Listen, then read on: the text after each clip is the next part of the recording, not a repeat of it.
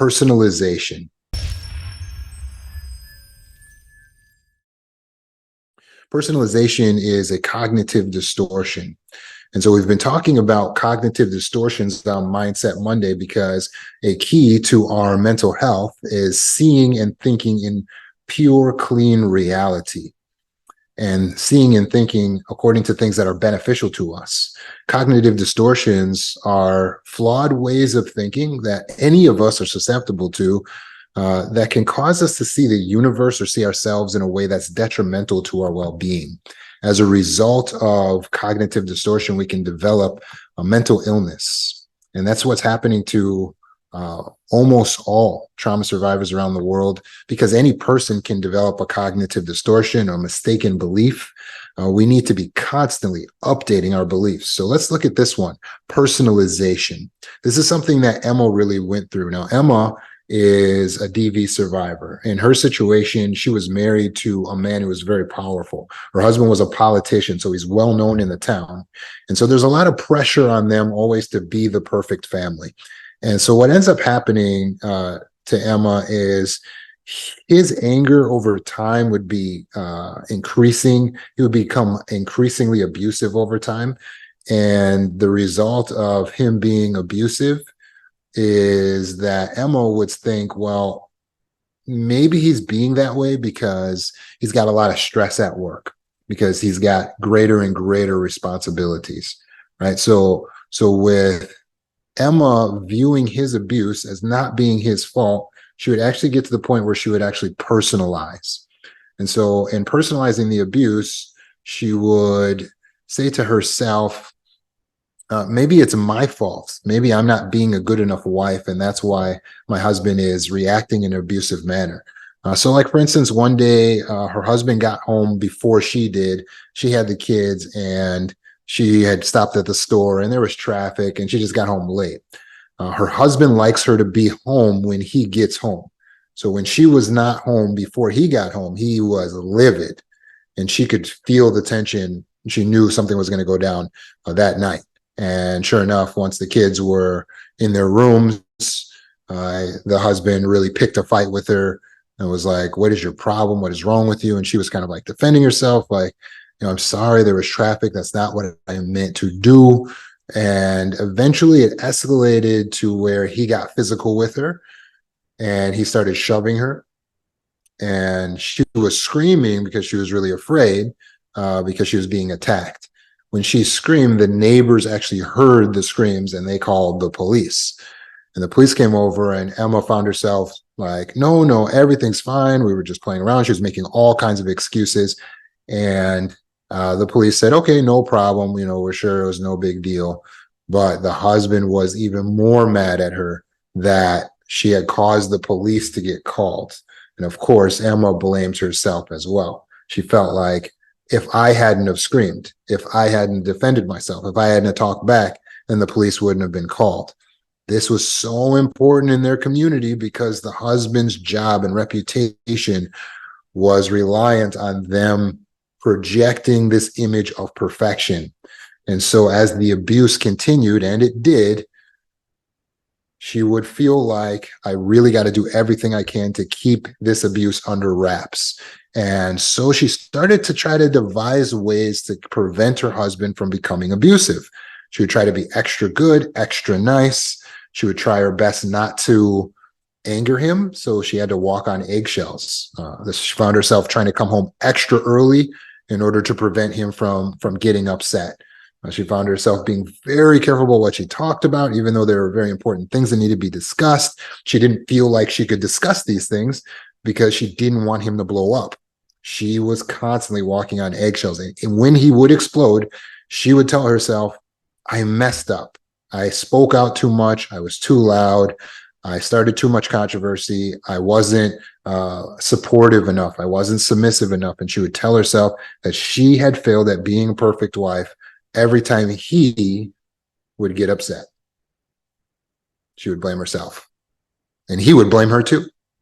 And he would say, you made me do this. Why did you make me lose my temper? Why do you make me so upset?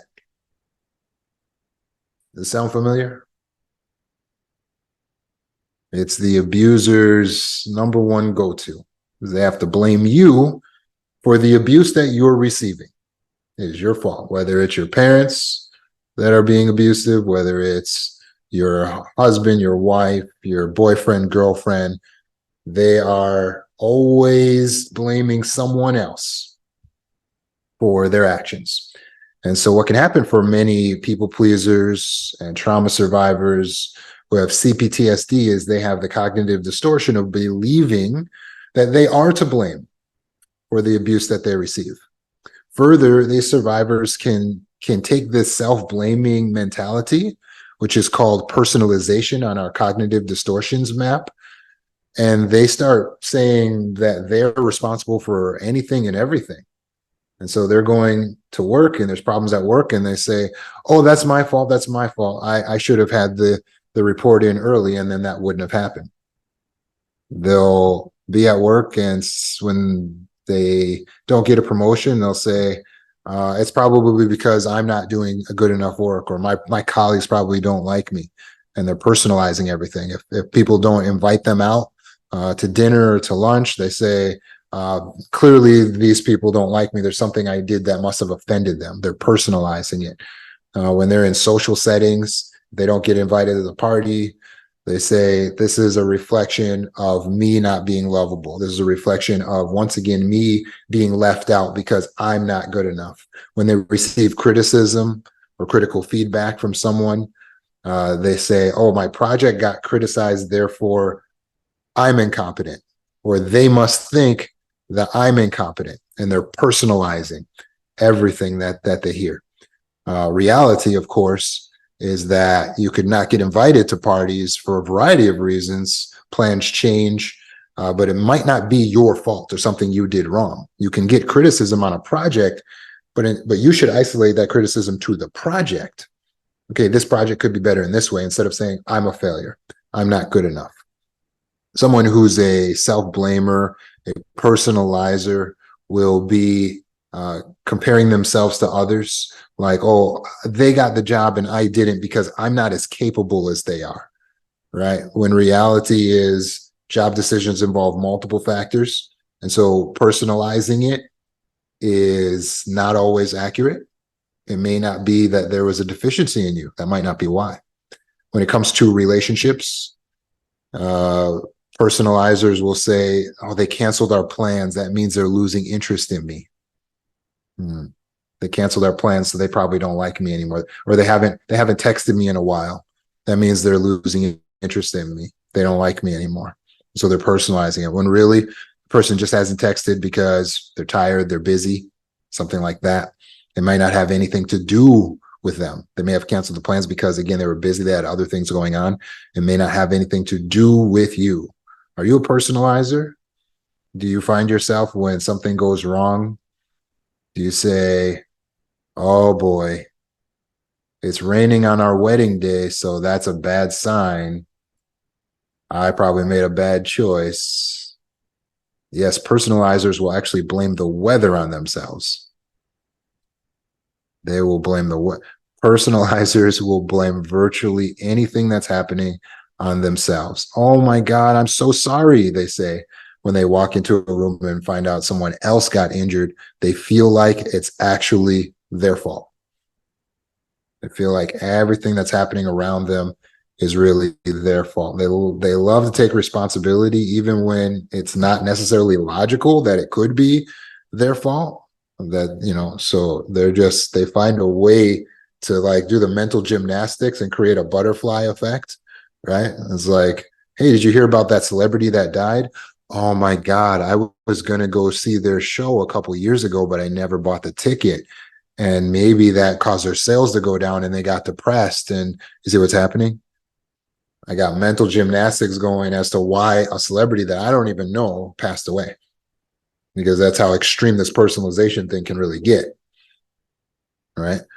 We get to the point where we think everything is our fault, especially when we're in that relationship, like Emma's relationship, where she's married to an abuser and he's telling her, this is all your fault. And she's saying, God, why can't I get this right? I just got to learn how to make my husband less abusive by just being a better wife. Even when she went to therapy, Emma was hoping that the tools she used in therapy would help her husband to be less abusive. She was trying to learn how to not be reactive. She was trying to learn how to talk in a calm manner so that she can make her husband less abusive. Does that sound familiar? Does that sound healthy, balanced? Of course not. In reality, a person cannot be held responsible for another person's actions. Go ahead and let that one sink. Let that one sink in. You cannot be held responsible for your abuser's actions. The reason is because your abuser is a whole separate person than you. They're a whole separate person. So even if you did something that made them mad, which that even we use that in language, but it doesn't make sense. You don't make someone mad. You do what you do, and then each person is responsible for how they react and respond. You do whatever you do, and they're responsible for how they react and how they respond. You see, especially when you're not intentionally attacking anyone. And so if they become upset based on their perception of your actions, that is not automatically your fault. So why is it that it's so simple and logical that we are not responsible for other people's actions, and the way they treat us doesn't determine our worth? With that being so logical, why is it that we have trouble like grasping this concept? Well, there's a lot of reasons. As trauma survivors, we might have survivor's guilt, where we feel guilty for overcoming, and that guilt leads to personalization. So we're attributing any trauma that we had to something we failed in or something that we did. A lot of times it's control issues. It really bites to not feel in control. And so sometimes it's easier on us as a survivor to feel like we have some sense of control, and we kind of like make there be some sense of control when we say that it's our fault, because then that means we can solve it. Emma felt like if she could figure it out, then she could stop the abuse. She wanted the abuse to stop. She wanted to be in control. That's what it's really about.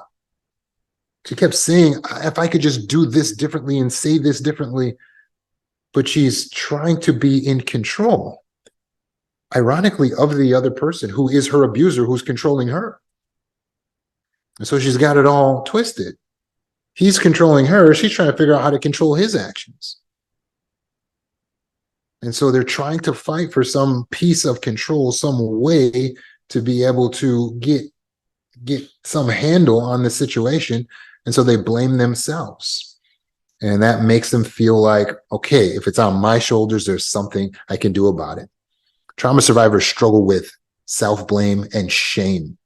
Feelings of shame from trauma lead to personalization because it's manifesting those feelings from the traumatic event, feeling like it's beyond my control. But if I internalize the blame, once again, now it's not so out of my control. So it's my fault. Everything bad that happens is my fault. That's what a personalizer does. That's personalizing. Everything bad is my fault. Why I got sick? Oh, you know what?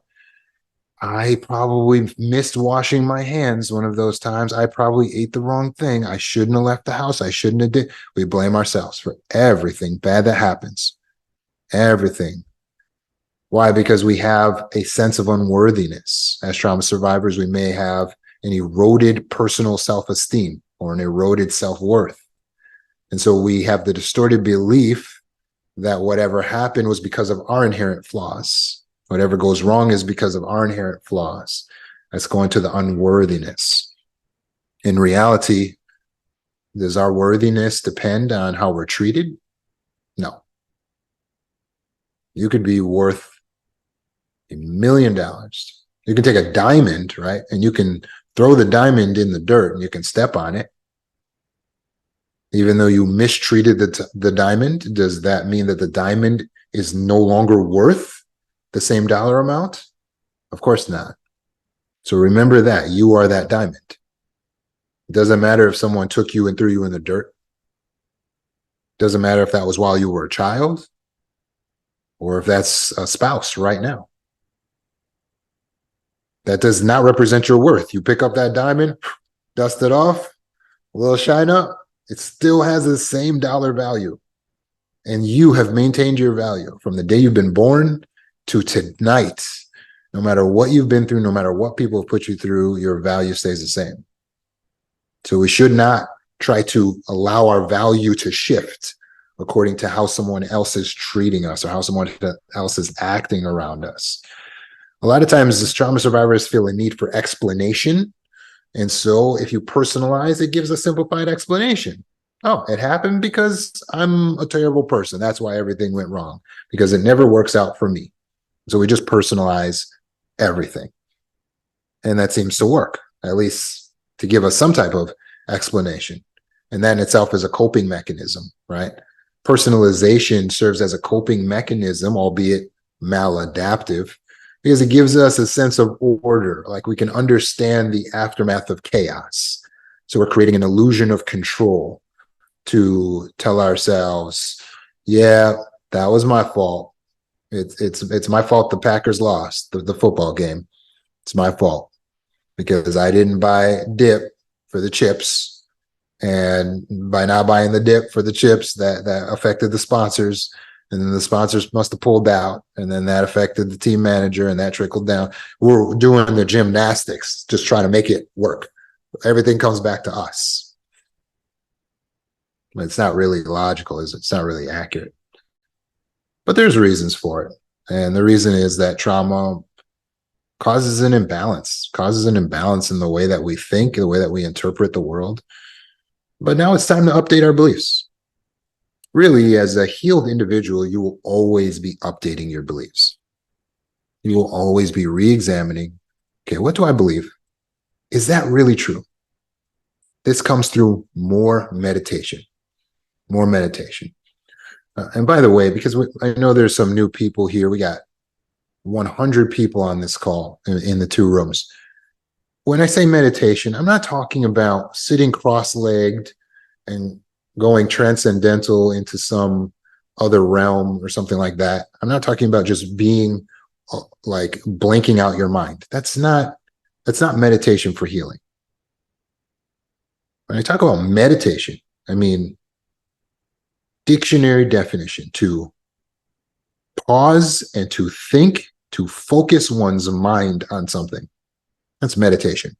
It's very close to daydreaming, except you're doing it on purpose on something that's beneficial. You're getting problem solved. So good thing to meditate on when we're facing a cognitive distortion, like personalization. As soon as we notice a feeling, that's a time to meditate. When you have a feeling that's unpleasant, it's a time to meditate. Why? Because we need to sort out what's really going on.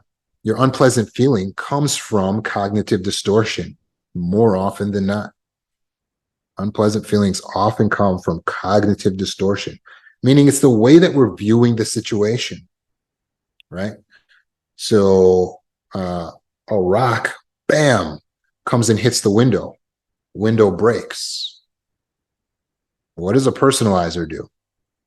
Well, they say to themselves, someone must not like me in this neighborhood. And how does that make them feel? Bad, down, sad, depressed. Now, as soon as you feel that emotion, that's the time to get into meditation. You may think you were overthinking by thinking someone must not like you, but that was underthinking because you're only thinking of the negative side of things. You didn't bring in any positive thoughts, any other possibilities. You only thought about all the bad. Someone hates me. Someone's trying to kill me. I'm not loved. I'm not liked. I'm not lovable. Negative, negative, negative, negative. That's underthinking. We need to wake up the other parts of our brain. So now we bring on the logical cerebral cortex. It suppresses that emotional response. How? By analyzing some of the other possibilities. Number one, this could be random vandalism that has nothing to do with me. Number two, even if it is someone who doesn't like me, it doesn't mean I'm not likable. Really, they're mistaken because I'm a real catch. I'm a real prize. And so if they're thinking something negative about me, three, it could have been a wrong house. Maybe that's not what was meant. Maybe it was unintentional. Maybe the rock got caught in a tire and kind of just shot out when someone was moving their car or something. It could have, right? We bring in the other things. And what happens to our emotional state when we start thinking about positive, neutral reasons why things could be happening in our life? All of a sudden, our emotional state balances. Why? Because the chemicals balance. Why? Because the perception of the subconscious mind is what controls the chemicals, and you control the perception. You decide the perception. So stop perceiving things that are bad as being your fault. They are not your fault. Everything is not your fault. It's impossible. It's impossible. You are not a god. You are not the devil incarnate. Everything cannot be your fault. It's not possible. You're just one of billions of people in the world, right? So the world literally does not revolve around you. So personalizing in itself is almost narcissistic, isn't it? In fact, narcissists use personalization. This is one of their favorite cognitive distortions, except they distort only the positive things to be their fault. Isn't that great? So whenever something good happens, they say that was because of them. So if their kid wins a soccer game, they're like, yeah, I am quite a very good parent. You know, I did teach him everything he knows, right? That's for the rest of the kid's life. They will continue to take credit for everything the kid does. And that's what a narcissist does. They personalize all good things, right? When a artist wins a Grammy, they go, I knew that guy back when we were in grade school. I was always good to him. That's probably why he became such a good artist. Or they'll be like, I used to bully him. That's how he became such a good artist. This is one of my ex-victims, right? They personalize everything as being a good thing toward them. And I'm not exaggerating with the celebrity thing. I actually had a narcissist in my life who tried to convince me that a hit song on the radio was stolen from something I wrote that was never even published. How would this artist have stolen my stuff? But they like to personalize, right? Because I was their family member, they felt, yeah, I would like some kind of credit to go to my family, right? So we don't want to be narcissistic and walking through the world like everything that happens is actually our fault, like the world revolves around us. It's cognitive distortion. So we want to be balanced. How do we get there? Meditate, pause, and reflect. Look at just more than just the negatives. Look at more than just the negatives. Look at more than just the ways that you would have somehow been responsible. It is possible that you bear some responsibility in situations. It's possible. It's okay to notice that, to take note of that. But you don't want to live in regret. First of all, there's other factors that can bear in to why something went wrong. If your house fell apart, just saying, I'm so stupid because I bought a bad house. Hold on. There's other factors. There's nature. There's forces of nature that are happening here. You could have been lied to by the previous sellers. Okay, there's a lot of things that are going on here. It's not just all your fault that the house is falling apart. Even if you bear some responsibility, likely you don't bear all the responsibility. So how do we differentiate this? Well, while we're meditating, let's take a look at what we really control. And just ask yourself, what do I have 100% control over? You might even make a list of everything in this situation that you have 100% control over, and just list that down on one side of the page, and then write on the other side of the page, what are all the things I don't have any control over? And you will be surprised at how this just organizes the mind. Just a simple exercise takes 3 minutes, and it will organize the mind. You will see the situation so much more clearly, and you'll actually feel more calm. So when you're feeling stressed about something, or when you're feeling down or depressed about something, organize. What do I have control over? And what do I not have control over? Fact of the matter is, we don't have any control over the past, do we? So then why would you give energy to the past? You don't have any control over the past. So why do you keep living there and thinking there and just going back there? Listen, leave the past alone. The past has benefits. The benefit of the past is for the lessons that you can extract from it. That's what the past is good for. That's what's back in the past. The lessons you can extract.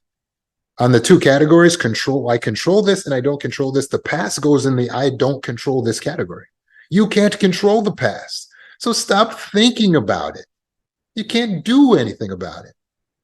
The only thing you can do with the past is extract data, extract the lesson. That's it. So go there and just, okay, what do I need to learn from this? Okay, good. And get out of there so that you don't live in regrets. We don't want to live in regret. That's not healthy. It's cognitive distortion. It's focusing on all the things we cannot control. It's focusing on all the things we cannot control. So come into what we can control. What do we control? The future. Well, to an extent, right?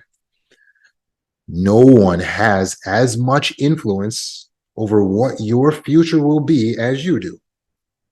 No one has as much influence over what your future will be as you.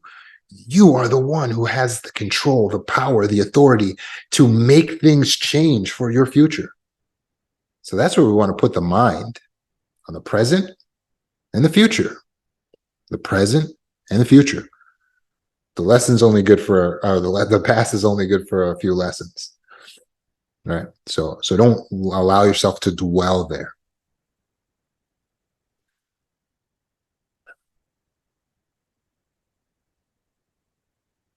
If you're someone like Emma and you find yourself blaming yourself for the things that you've experienced, the abuse that you've gone through, examine the evidence that you cannot be to blame for another person's actions. For instance, in the court of law, do you go to jail for someone else committing a crime? Broadly speaking, no. Broadly speaking, you are not held responsible for the actions of other people as much as they are held responsible. So even in a court of law, they recognize that a person is responsible for their own actions, and they have to pay the price for their actions. From a spiritual standpoint, in every major religion, a person is held responsible for their own actions. They are judged by their own actions, not for how they made another person act, right? So primarily, your own actions are what you need to focus your mind, your attention on. There is such thing as reactive abuse, where the abuser can abuse us so much that we snap. And then when we snap in an effort to protect ourselves, we actually end up harming someone else. This is very common. And then we feel really bad. And guess what? It's reasonable that we would regret or feel responsible or some healthy guilt over our reactive abuse. Why? When we're the victim? Because our actions are still our responsibility, even when we're provoked. Don't allow yourself to be provoked. So many abusive, narcissistic wives bait and trick their husbands into getting physical with them. So then they can use that on their husband for the rest of their life. And husbands do it as well to their wives. Narcissistic husbands will try to bait their wives into acting in a way that they can frame as being crazy. And then as soon as you get mad, and then you knock some things over, they're right there with the smile for the camera. They're recording the whole thing, immediately posted, live streamed, right? Worldwide. TMZ, you're everywhere. Why? And everyone has to know what you did. Don't fall for that. Don't fall for that. You focus on controlling your own actions. All of that reaction is because you didn't focus on controlling you. You were too focused on what they were doing and how wrong what they were doing was, and how bad what they're doing is, and how scared you feel, and how you don't know how to stop them from doing it again. You're trying to protect yourself by controlling the other person. If you don't want to end up in the next video, then pause, use stop, stillness, thoughtfulness, observance, patience, and don't react. Analyze what you need to do. So focus on your purpose. And sometimes what we need to do is get out of the house. In fact, in almost all cases, we need to get away from abusers.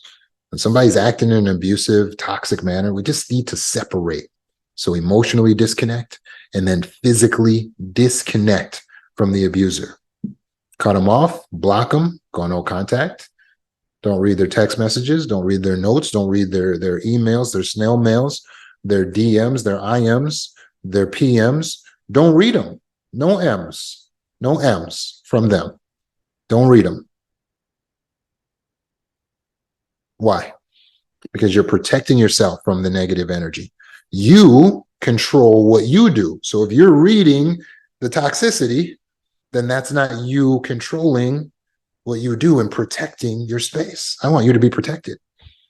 Really, Emma couldn't find happiness trying to tiptoe and eggshell her way around her husband. That wasn't the key to her happiness. It never happened. It never happened.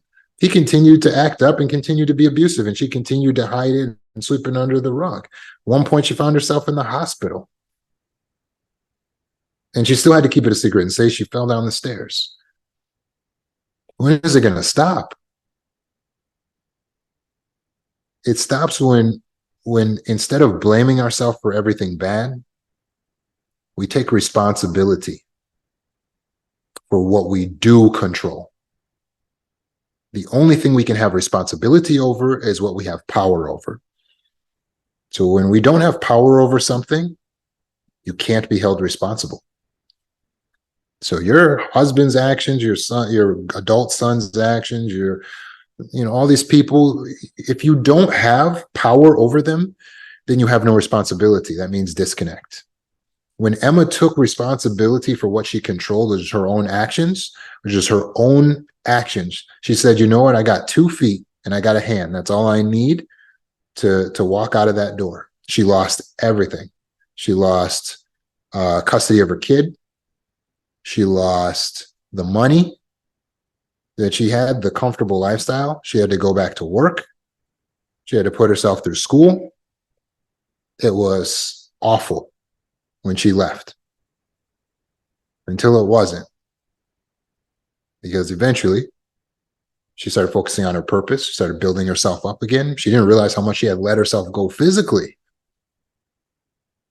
And as she started working on herself and growing herself, she started feeling good. She developed what I call the mental paradise.